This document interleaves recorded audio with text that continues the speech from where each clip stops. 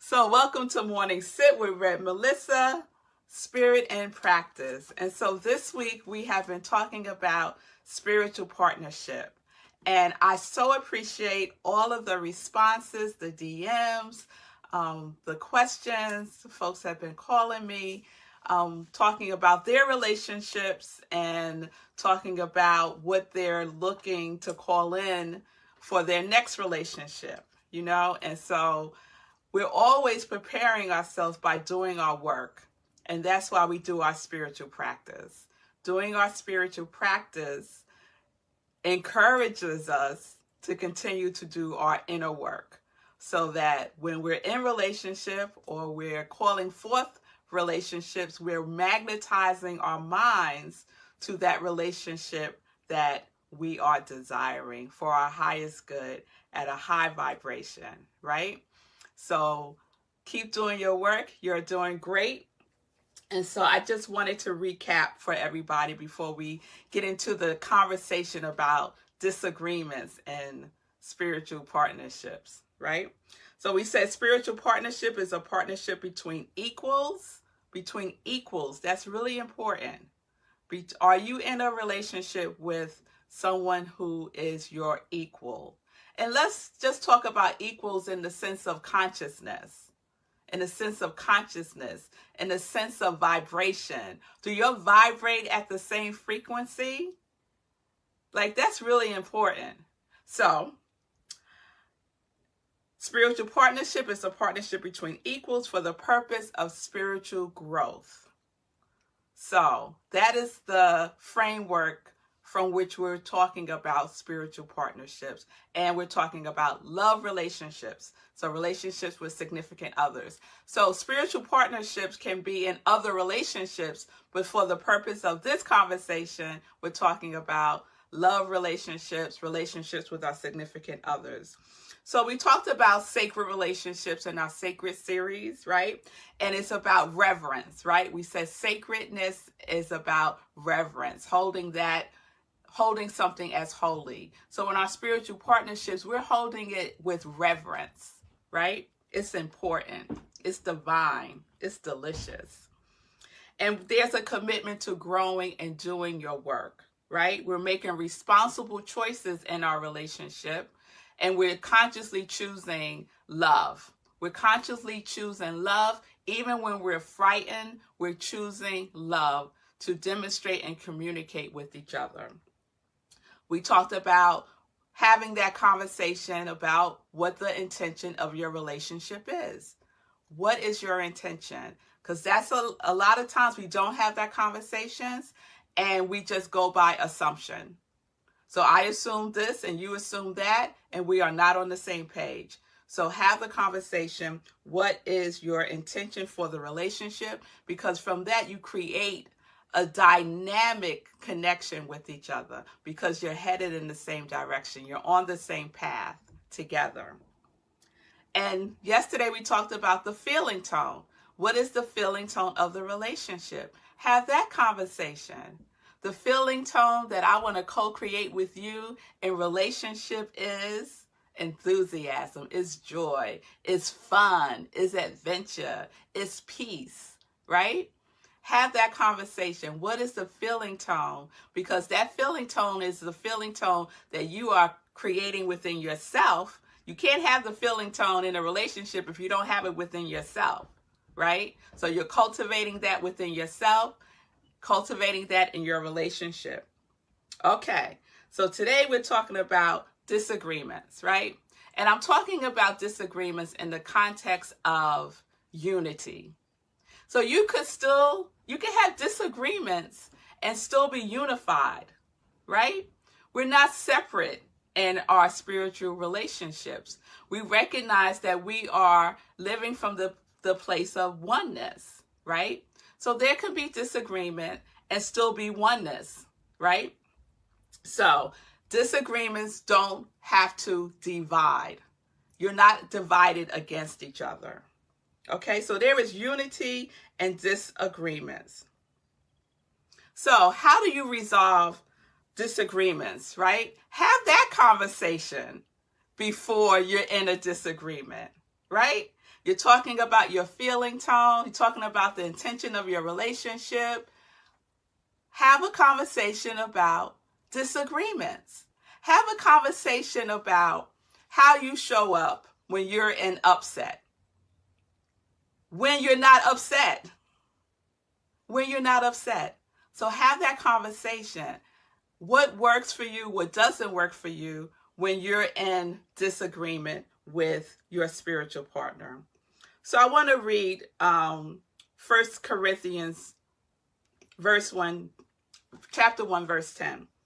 It says, to agree with one another, so there may be no divisions among you, and that you may be perfectly united in mind and thought. So, perfectly united in mind and thought. So you can have disagreement and still be perfectly aligned, perfectly united in mind and thought, because you're leaning on the commitment to each other's spiritual growth. You're leaning on the commitment of the intention of your relationship. You're leaning in the commitment to co-create in your relationship. That does not go out the window just because you're in disagreement with one another, right?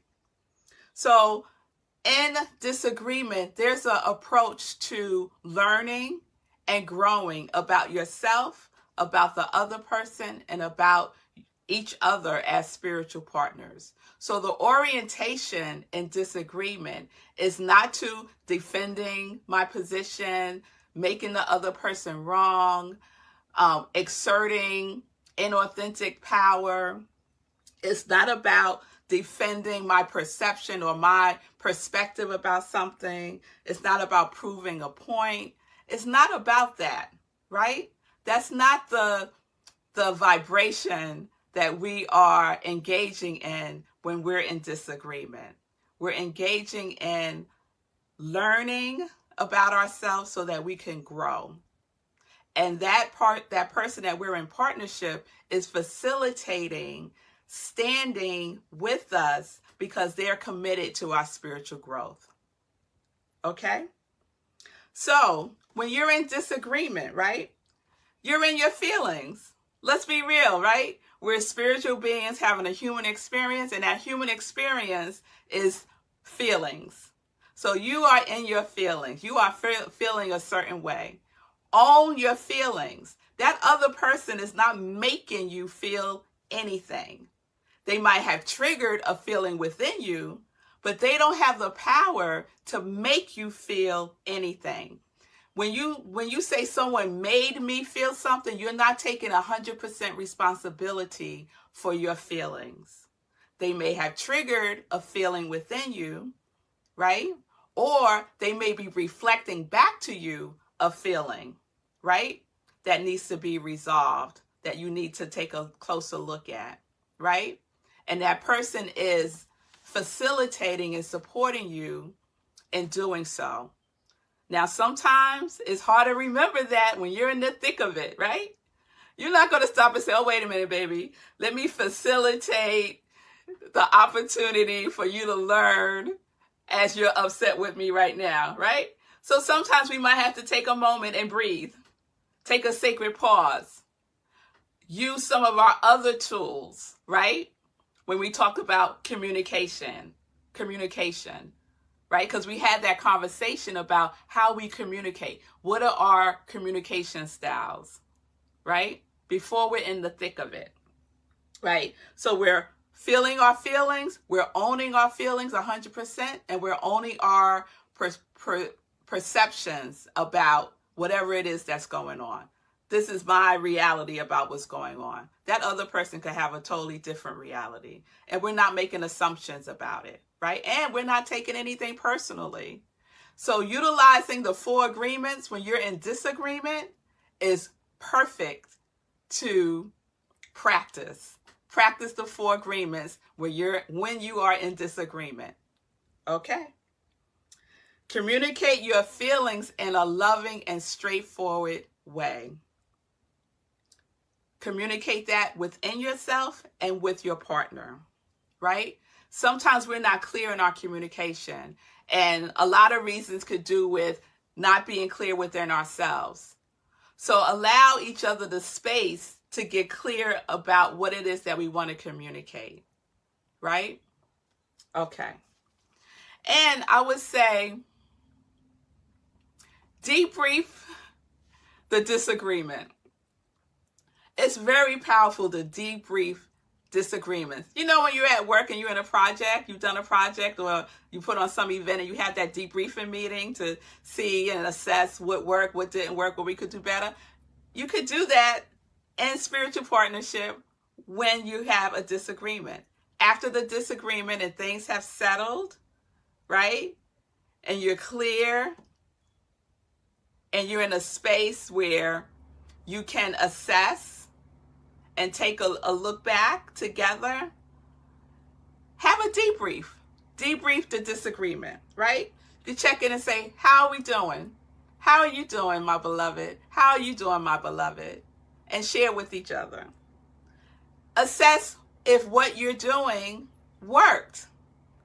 If it worked, wonderful. If it didn't work, what can we agree on to do differently the next time? Right?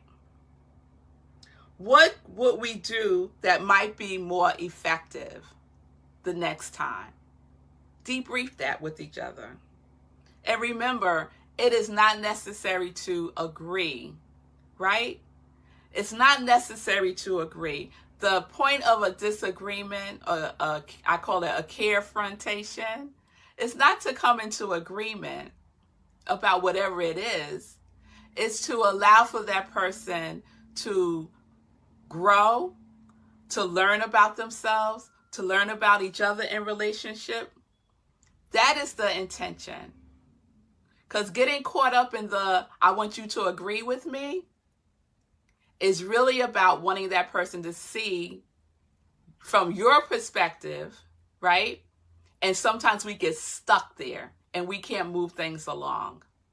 So get clear within yourself. Have the discussion before you're in the disagreement about how you're going to disagree. The method that you're going to use to resolve disagreements. How will you be with each other? And then debrief. Debrief the disagreement. Assess what worked, what didn't work. What did you learn about yourself? What is going to grow through this exchange of love? Because there's a commitment to the spiritual growth and spiritual partnership. So, I hope that's helpful. Please send me comments, DM me. I love the dialogue. I really do appreciate all the input. And I'm so happy to see so many of you today live.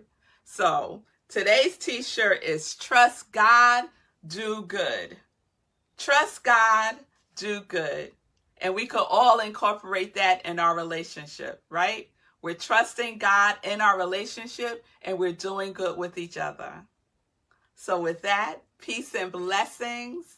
Have a wonderful day and enjoy.